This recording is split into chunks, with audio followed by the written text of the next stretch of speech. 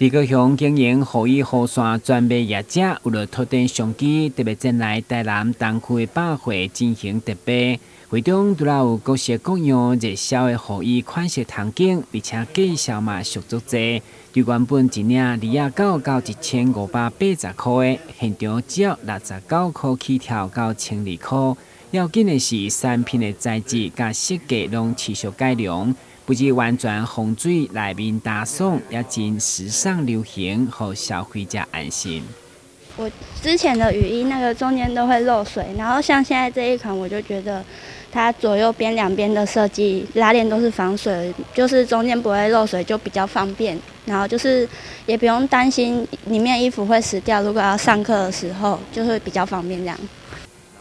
业者表示，经营雨衣雨伞专卖5档外来，除了品质不断改良，包括雨伞嘛是以连果种为号召，热雨热日头拢真适合，甚至也阁有铁开规家伙3个拢热会着的。业者强调，因首次进驻百货，也推出原价590块雨伞，现场限量1000支，只要69块来热销回馈，而且同款式永久保固。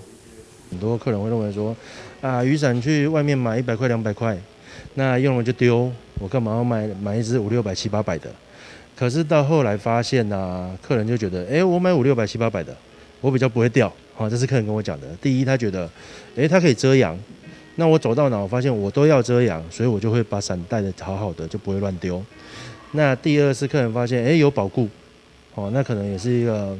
比较好啦，因为我用了坏掉丢掉，我要再花时间去买。可是今天我有保固的话，我效果好，我只要送回店家，他就会再帮我修好，再让我用这支伞，我就不需要说一直花时间去挑选。可能上次这支效果不错，对，下次挑的效果又不好，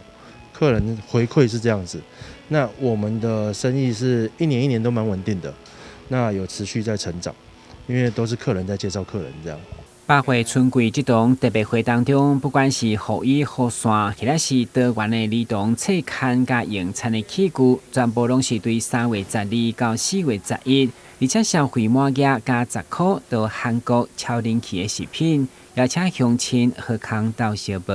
台湾新闻军及何乔芳采访报道。